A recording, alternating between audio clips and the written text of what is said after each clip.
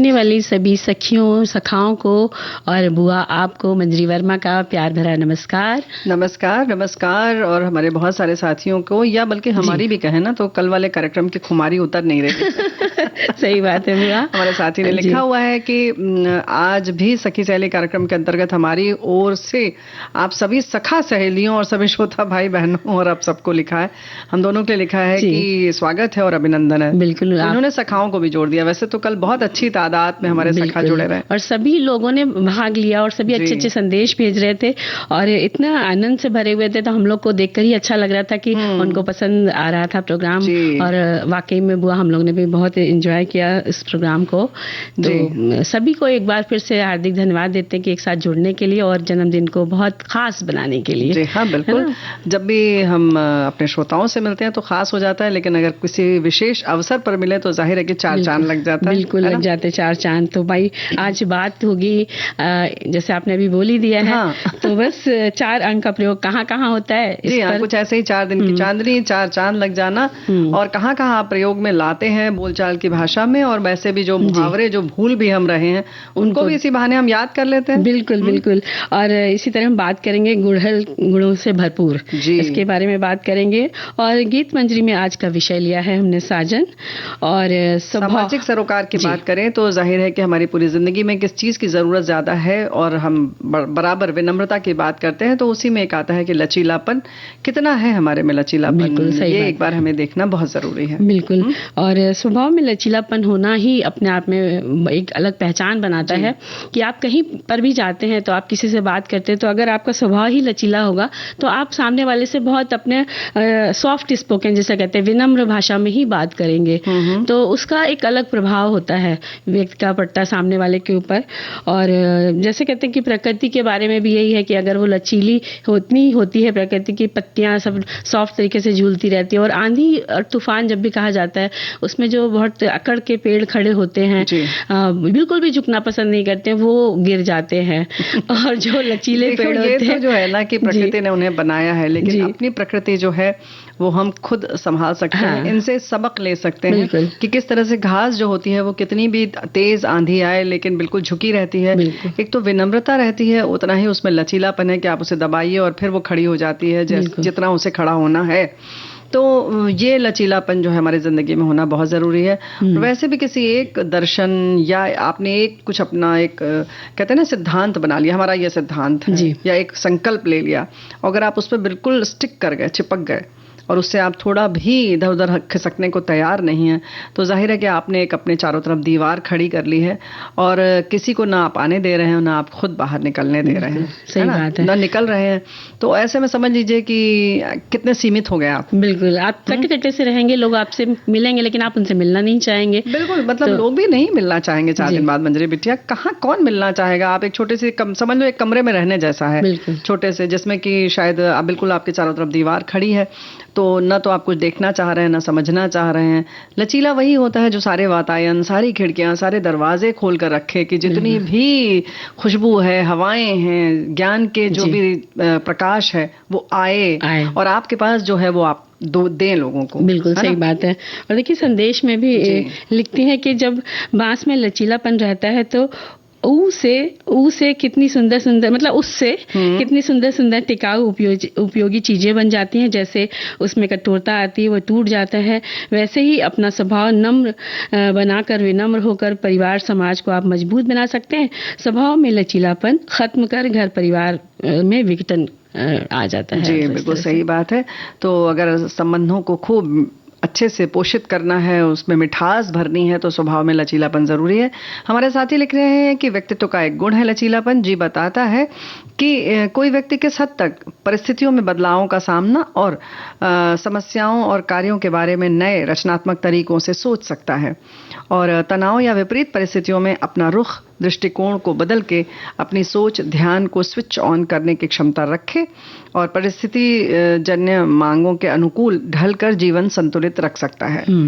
और हम सुन सकते हैं एक पहले गीत चले? ऐसा क्या बात है जी।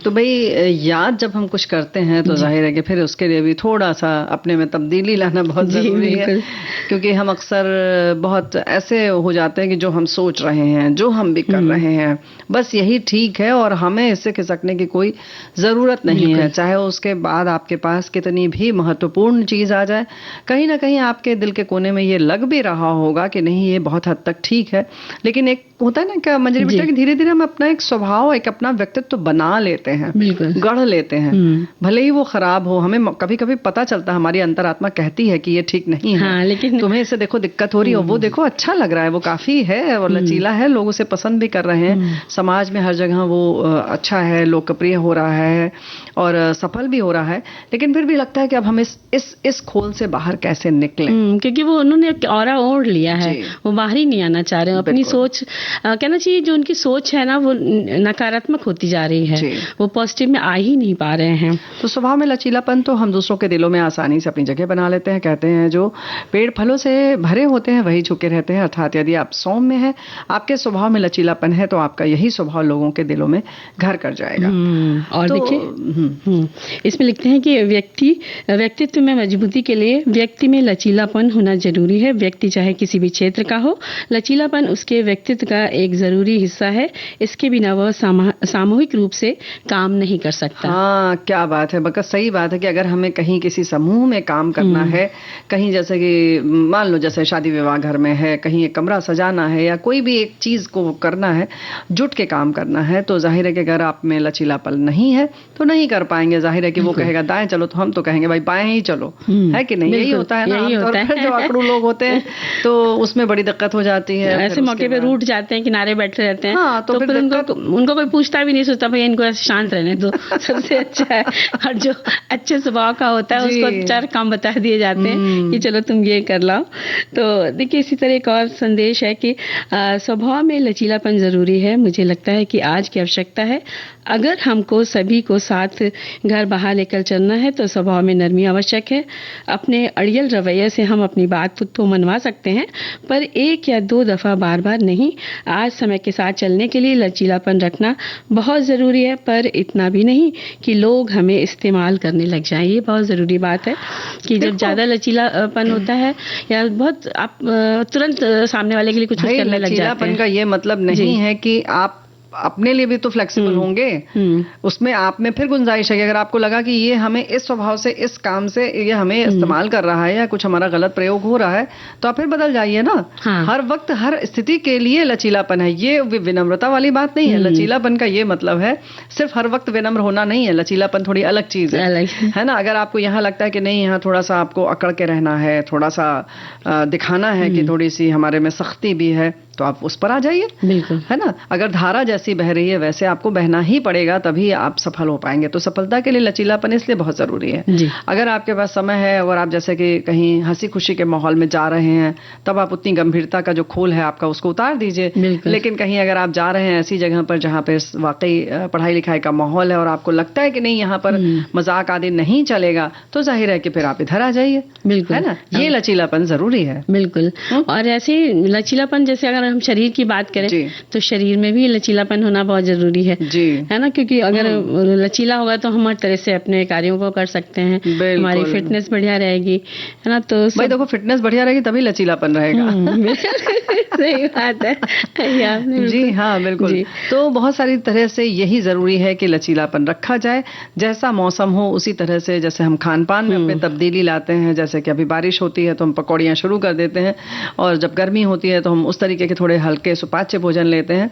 तो बिल्कुल ऐसे ही मौसम के अनुरूप जैसे हम अपना कपड़ा बदलते हैं, बाल है उसका विन्यास बदलते हैं, घर में कूलर आदि लगाते हैं या ठंडी चीजों का प्रयोग करते हैं, बिल्कुल वैसे ही अपने स्वभाव में भी जो स्थिति सामने है, जो वातावरण है, जैसा व्यक्ति आपके सामने है, वैसा आपको भी स्वभाव में लाना चाहिए और वैसा ही व्यवहार करने में ही भलाई है। वैसे तो भाई आपकी मर्जी है, हमारी जिंदगी हम जैसे मन वैसे जी सकते हैं। हाँ, लेकिन इस समय हम नहीं जी सकते क्योंकि हमें अंतराल लेना होगा।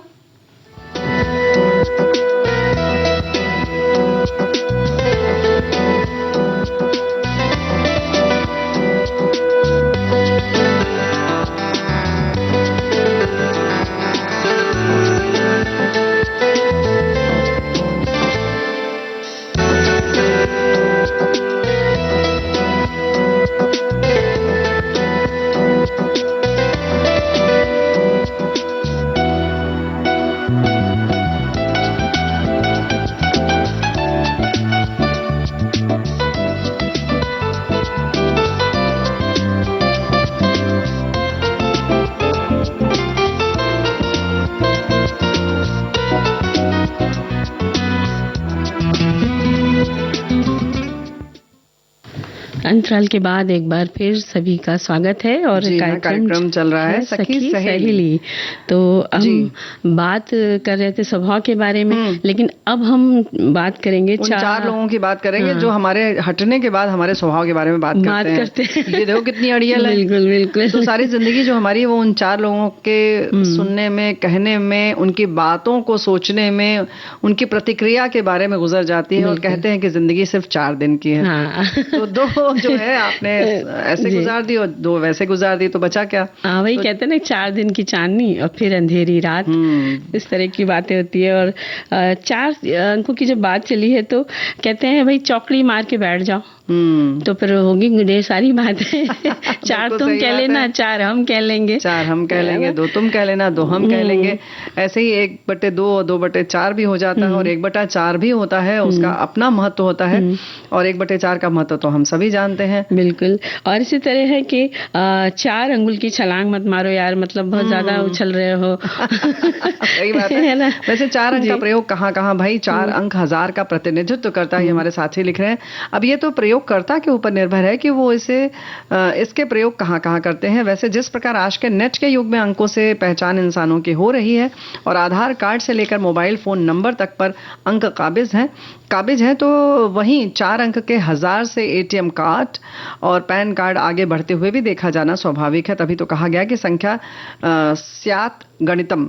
अब ये गणित प्रयोगकर्ता के ऊपर निर्भर है कि इसके लिए कहा गया है कि तत्र योजकस्तु दुर्लभ, तो तत्र योजकस्तु दुर्लभ। तो भाई इन्होंने बड़ी अच्छी बात लिखी है। बात बिल्कुल सही है। हम अगर पिन में तो खैर 6 अंक होते हैं, लेकिन ये एटीएम कार्ड की बात हो या पिन जो आता है, एक टाइम का पासवर्ड जो आता है, वो आता है ओटीपी जिसे कहते हैं, वो भी 4 अंक का ही अधिकतर आता है। और अक्सर कभी आधार का नंबर मांगा जाता है तो अंतिम 4 अंक मांगे जाते हैं। कभी कभी आपके फोन के अंतिम 4 अंक मांगे जाते हैं। और हमारी जो जन्म सन जो चलता है वो भी 4 अंकों का ही रहता है। और 4 जब बहुत सारे बच्चे एक जगह बैठे बातें कर रहे होते हैं तो कहा जाता है कि ये चंडाल चौकड़ी क्या कर रही है यहाँ पर। ऐसे जुमले सुनने को मिलते हैं। और वही होता है कि जहाँ 4 यार मिल जाए वहाँ रात हो गुलजार। तो इस तरह की बातें होती है। लेकिन हम सोच रहे हैं बुआ एक गीत सुन लिया जाए, फिर बातें करते हैं।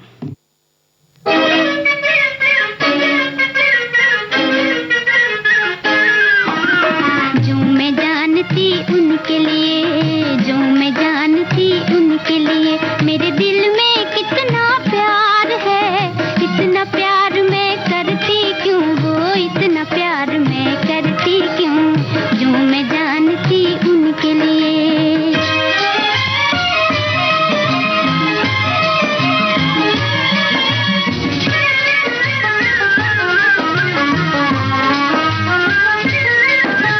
जो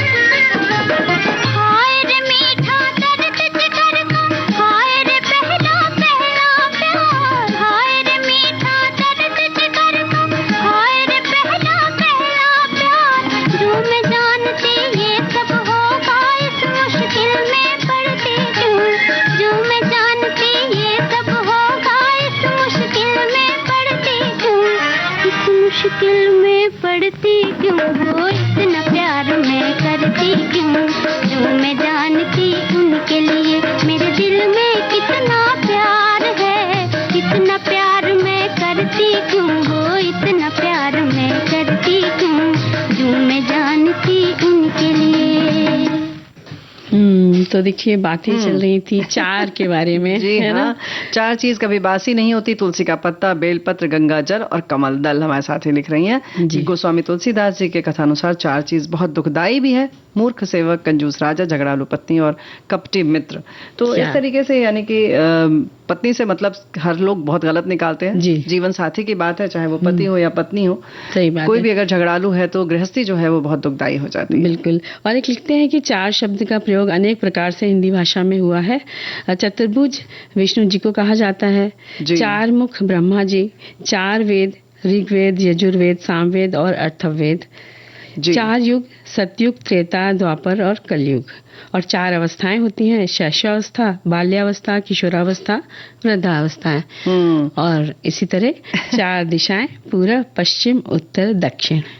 तो भाई इस तरीके से जो चीजें हैं देखी जाती हैं। और हमारे साथी लिख रहे हैं चार जैसे 1954 इस तरीके के अंकों का प्रयोग सन बताने में, और जब मोबाइल नहीं थे तब घर में रखे स्थायी फोन का कोड भी होता था, फिर भी जो किसी की भी आईडी बनाने में काम होता था, आता था।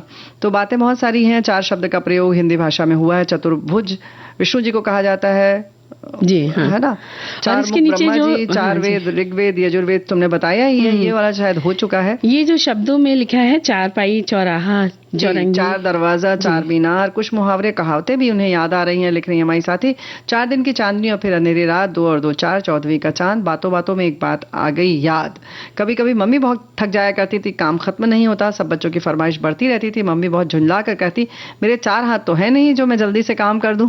जी बात बिल्कुल सही है, 2 ही तो हाथ है, 4 हाथ तो है नहीं। बिल्कुल। और सूरदास की लिखी हुई एक भजन याद आ रहा है जो कृष्ण जी के लिए था ना, मैया मोरी मैं नहीं माखन खायो, चार पहर बंसी बट बट क्यों, सांझ परे घर आयो। तो चार पहर, ये यहाँ पर भी चार पहर का प्रयोग किया गया है। 2 पहर के बाद 2 और आ जाता है तो 4 पहर हो जाता है। बहुत ही सुंदर भजन है उनका ये। और इसी तरह देखिए, चार बातें सुनकर चले गए, चार पैसा कमाने लग गए, चार में तो अपने आप को बहुत कुछ समझने लगे। हाँ, ये होता था।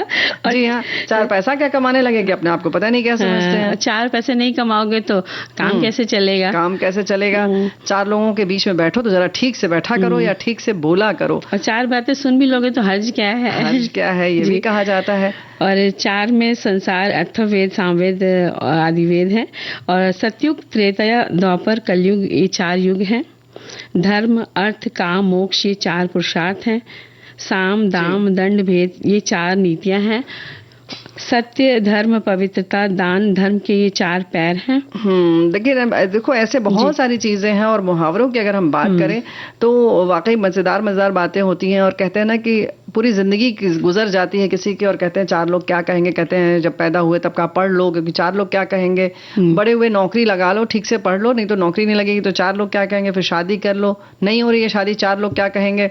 बुढ़ापा ऐसे ही आ गया उनका जब, तो उन्होंने कहा कि भाई अब वो 4 लोग मिले तो हम बताएं, 4 डंडे से उन्हें मारे कि कहाँ थे, मेरी पूरी जिंदगी तबाह कर रखी थी, उन्होंने जीने नहीं दिया। तो ये 4 लोग कह के हमारे माता पिता या हमारे जो भी अभिभावक होते हैं हमारी पूरा काम करवा लेते हैं, तो उसका मजा भी और है। ये जो 4 लोग होते हैं जो कभी दिखाई नहीं देते हैं, है ना, लेकिन उनसे पूरी जिंदगी हमारी चलती रहती है, उनके आगे पीछे, बिल्कुल कह सकते हैं जी। और सोचे गीत सुन लेते हैं। हाँ बिल्कुल।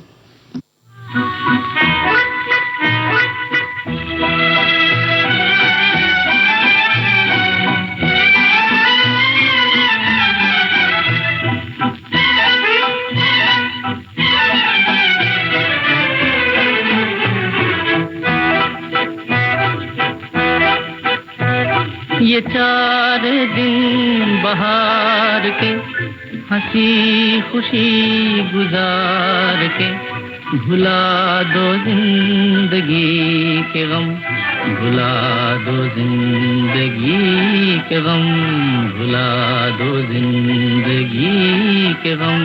निसार तुमसे दिल मेरा, कटेगी जिंदगी खुदा, तुम्हारे प्यार में सनम, भुला दो जिंदगी के गम, भुला दो जिंदगी के गम।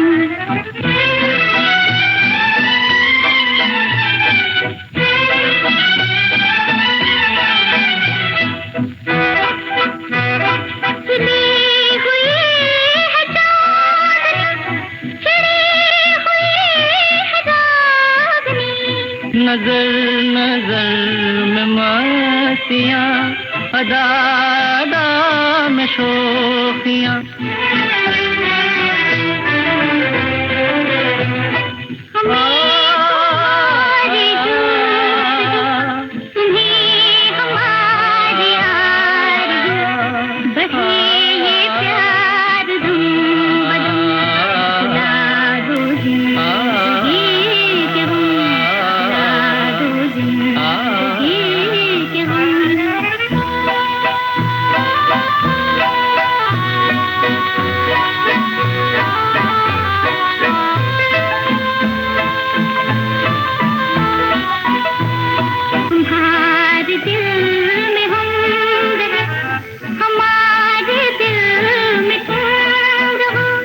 किसी से अपनी दास्तां न हम कहें न तुम कहो, जमाना चाहे कुछ कहे, जफा करे सितम करे, जुदा न होंगे तुमसे हम, भुला दो जिंदगी के गम, भुला दो जिंदगी के गम। तो भाई हमारे साथियों ने तो बड़ी वेद पुराण की बात कर दी और ये कह रहे हैं कि बाकी सब चीजों के साथ साथ इन्होंने आगे ये भी लिखा है, प्राण तत्व, जल तत्व, तेज तत्व एवं प्रकाश भगवान विष्णु के 4 हाथ से नियंत्रित है और नारी की 4 अवस्था, या हमें लगता है सभी के लिए ये है 4 अवस्था जो है हमारे जीवन की है, बाल्यावस्था, तरुणी और प्रौढ़ावस्था और वृद्धावस्था। ये 4 अवस्थाएं हैं, सभी के जीवन की हैं। और एक बात और है कि मतलब जो पूरी 4 चीजों की जब बात होती है तो इसमें बहुत सारी चीजें आती हैं। दिशाएं वैसे तो 4 हैं लेकिन कहते हैं 10 दिशाएं हैं और चारों दिशाओं की बात की जाती है। जी हाँ।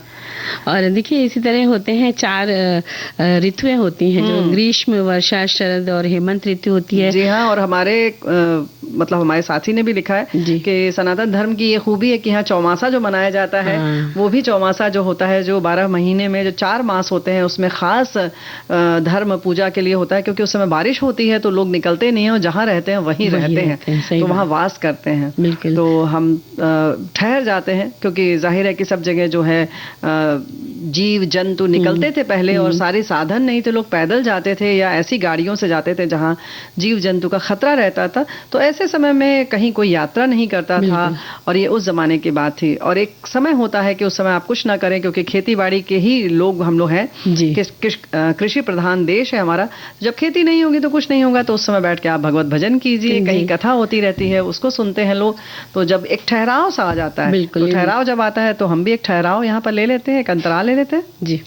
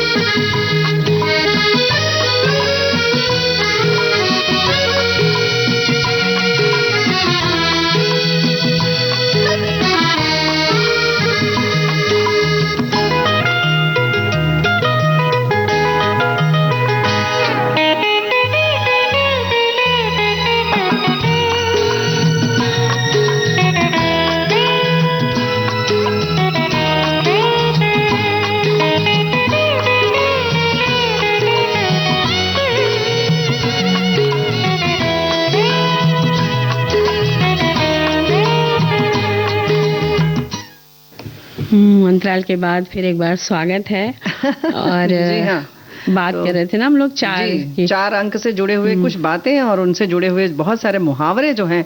हम अक्सर कहते हैं चार चांद लगाना, तो हम कहते हैं चारों खाने चित्त होना भी कहते हैं। जो बुरी तरह से परास्त हो जाता है, तो कमरे में वैसे चार कोने होते हैं, तो चारों खाने चित्त हो जाना है, यानी कि पूरी तरह से दो पैर इधर इधर हो और दो हाथ उधर उधर होना आता है। और इसी तरह है मंगलाचार करना। जी हाँ, मंगलाचार किया जाता है, और जिसमें कि प्रभु लोगों को उठाया जाता है, और या यूं कहें कि मंगलाचार करके उठाते हैं, या कोई आता है तो मंगलचार करते हैं। चारण करना यानी कि गाना, और मंगला यानी कि शुभ चीज या शुभ कामना के गीत गाना को होते हैं, जिसे मंगलाचार कहते हैं। और जैसे चौथ का चांद वो करते हैं, चौथ का चांद, करवा चौथ, और चार पाई पर पड़े रहना, जैसे कहते हैं। क्या चार पाई को चार जिसके पाए हों उसको चारपाई कहते हैं। चौपाया जानवर भी इसीलिए कहते हैं कि चौपाया है जी। और इसी तरह से आंखें चार होना तो सब जानते ही कि प्यार होना है, लेकिन उसी में कुछ लोग 420 भी कर जाते हैं। बिल्कुल। और चार धाम की यात्रा सबसे मनोहर होती है। जी बिल्कुल मनोहर होती है। और चार हाथ की जबान होना, या चार मेघ करना जिसे कहते हैं। एक और है मुहावरा कि औधा या चित्र डालकर चारों हाथ पैर डालकर मेघों से बांध देना, चार मेघ करना बोलते हैं। तो इस तरह बहुत सारी बातें होती हैं जो चार अंक से जुड़ी रहती हैं। चार कदम साथ चलना भी बहुत महत्वपूर्ण रखता है। चार चांद लगाना तो हम सब जानते हैं, चारों खाने चित्त हो जाना, लेकिन इसके संग संग एक बात और होता है कि एक होती है कि कहते हैं कि अंतिम समय में भी चार लोग कंधा देते हैं, और ये बहुत महत्वपूर्ण यात्रा होती है। इस यात्रा में भी चार लोग जो होते हैं वही कंधा देते हैं, तभी आपकी वो यात्रा भी पूरी होती है। तो इस तरीके से चार अंक को छोटा नहीं समझना है, उसकी कितनी महत्ता है। चार है चाहे दो है, अभी तो दो की भी हम बात करेंगे आने वाले दिनों में। अभी तो आज 4 तारीख थी, इसलिए हमने 4 की बात की। और हमारे एक साथी ने बड़ा अच्छा याद दिलाया है कि विविध भारती में सखी सहेली जो कार्यक्रम है 2004 में शुरू हुआ था। क्या बात तो सही समय से अंकों की शुरुआत हुई तो है। 4 पैसे कमाना और 4 बरस साथ रहने पर टकराना, 4 बर्तन साथ रहने पर टकराते हैं। आदमी कहता है ना, 4 बर्तन जहाँ साथ में रहते हैं तो टकराते ही हैं। तो इसके संग संग ये भी कहा जाता है 2 दूनी 4 का चक्कर भी है। जी, ये बहुत बड़ी महत्वपूर्ण बातें हैं। सुन ले। बिल्कुल।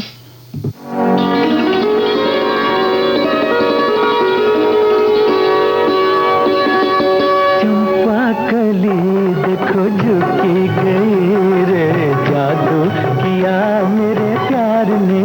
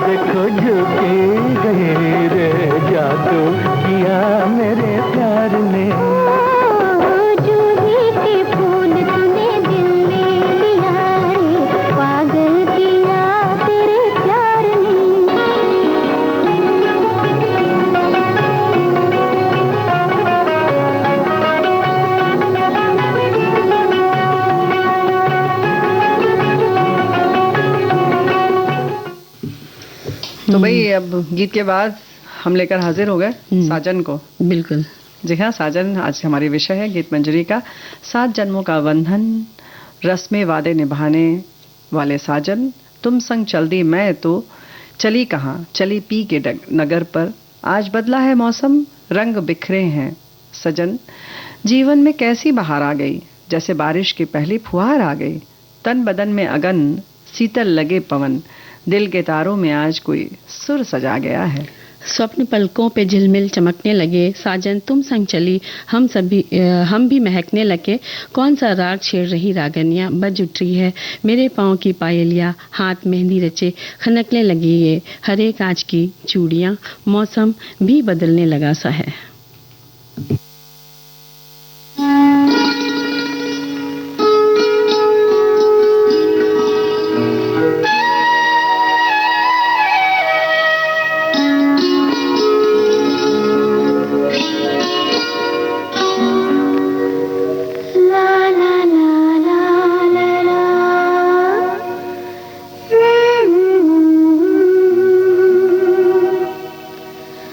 la la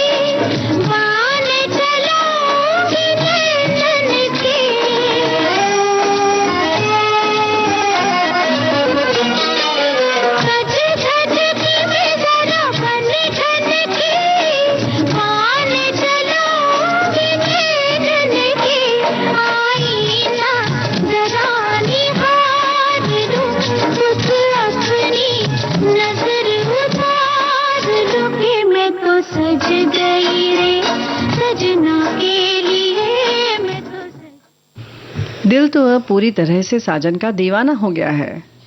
इन आंखों के काजल, बालों का गजरा, माथे की बिंदिया, पाँव की पायल कहाँ मान रही है। हर पल बस साजन की याद दिला रही है। तुम संग साजन हर पल खुशियों के रंग बिखेर देता है, प्यार का एहसास लाज के चुनर ओढ़ लेता है। ओ सजना मेरे घर अंगना, ओ सजना मेरे घर अंगना, मुस्काते ना मन भाते ना तेरे प्रीत बिना, ओ सजना मेरे घर अंगना।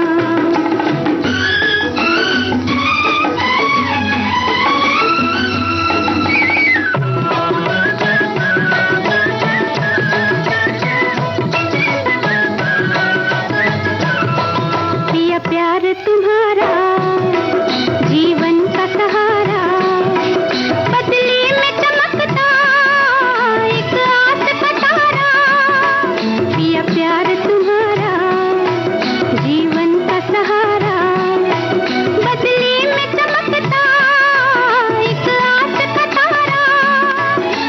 सच हो के लो सामने आया मेरा हर सपना, ओ सजना मेरे घर अंगना, मुस्काते ना मन भाते ना तेरे प्रीत बिना, ओ सजना मेरे घर अंगना।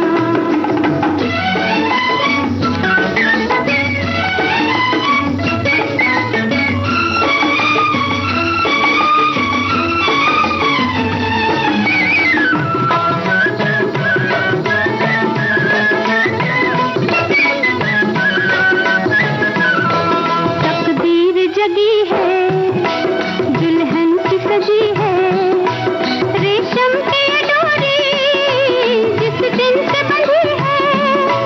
तकदीर जगी है दुल्हन की सजी है, रेशम की डोरी जिस दिन से बंधी है। लेकर तेरा नाम संवरिया धड़के दिल अपना, ओ सजना मेरे घर अंगना, मुस्काते ना मन भाते ना तेरे प्रीत बिना, ओ सजना मेरे घर अंगना।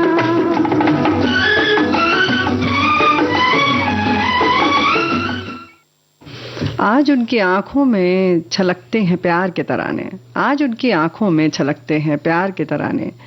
पहली पहली बार जो उनसे नजरें मिली, बस दीवानी सी हो गई, खो गई कहीं। उस खोने में भी दिल को करार मिला, सच साजन तुम्हारी प्रीत कुछ कुछ दिल को भाने लगी है।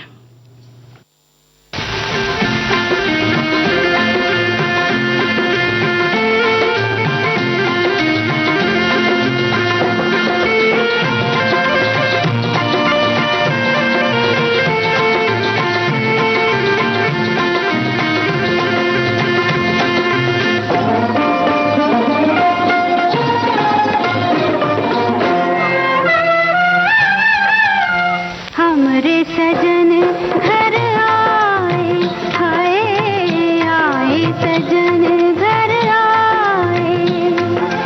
कह दे कोई चांद जाके जाना हो तो जाए, हमरे सजन घर आए, हाय आए सजन घर आए। कह दे कोई चांद जाके जाना हो तो जाए, हमरे सजन घर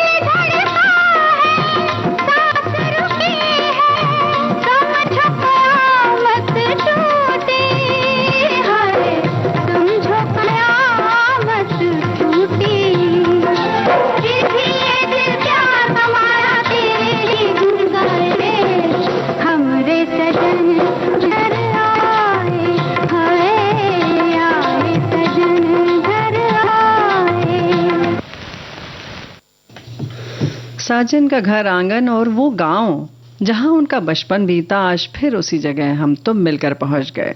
कुछ तुम जैसा कुछ मुझ जैसा बचपन खिलाएंगे, तुम्हारे प्यार की छांव तले साजन, दिन महीने साल यूं ही खुशनुमा गुजर जाएंगे। सजनी की तो बस यही एक चाहत होती है।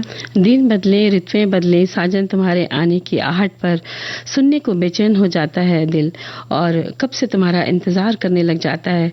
हमने जो ख्वाब सजाए थे साजन, वो सच होने जा रहे हैं। सारी फिजाएं हमारे मिलन के गीत गा रही हैं और मैं तो चल पड़ी।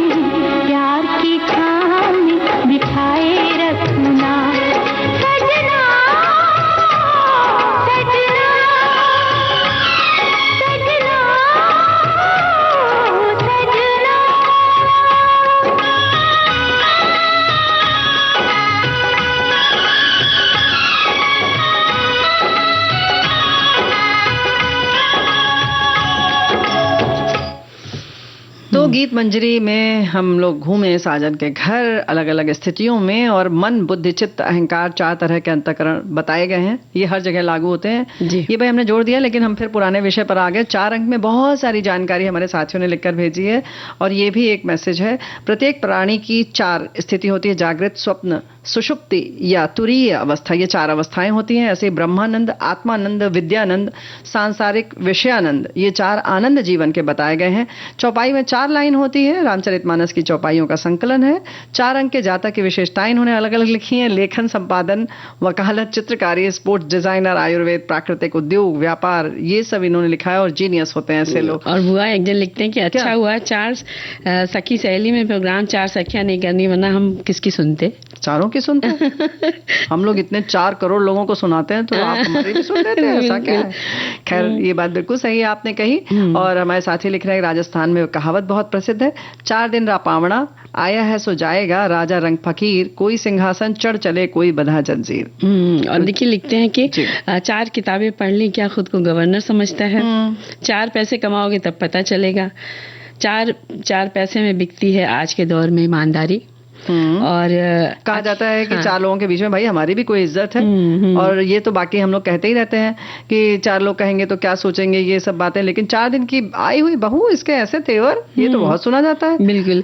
और 4 दिन दुकान में टिक कर बैठ जाओ, तभी आएगा पैसा करना। जी। और वो आई और 4 बातें सुनाकर चली गई। जी हाँ, ऐसे ही होता है। वो आए और 4 बात सुनाकर चलेगा, अभी चली गई, लोग लगा देते हैं ये हमें बिल्कुल पसंद नहीं है। देखो है कि नहीं? जी बिल्कुल। थोड़ा ठीक से ज्यादातर चलना चाहिए। ये क्या 4 कदम चलते हैं और कुछ लोग कहते हैं 4 कदम भी चला नहीं जाता।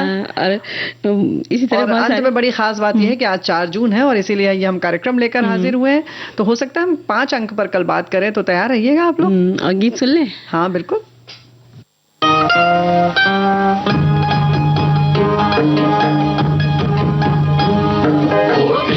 टिम्बा टिम्बा काहे करे अचंबा, ओ टिम्बा टिम्बा टिम्बा, ओ टिम्बा टिम्बा टिम्बा काहे करे अचंबा, ओ टिम्बा टिम्बा टिम्बा।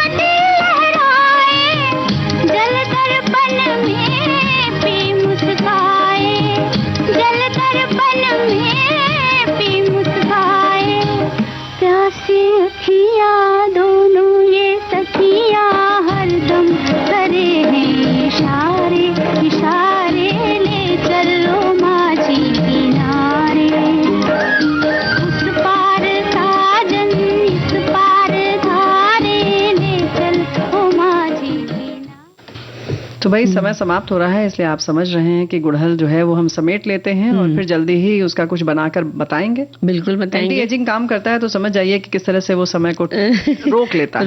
लेकिन इस समय हम समय नहीं रोक सकते। बिल्कुल। तो मंजरी वर्मा और बुआ का नमस्कार स्वीकार कीजिए।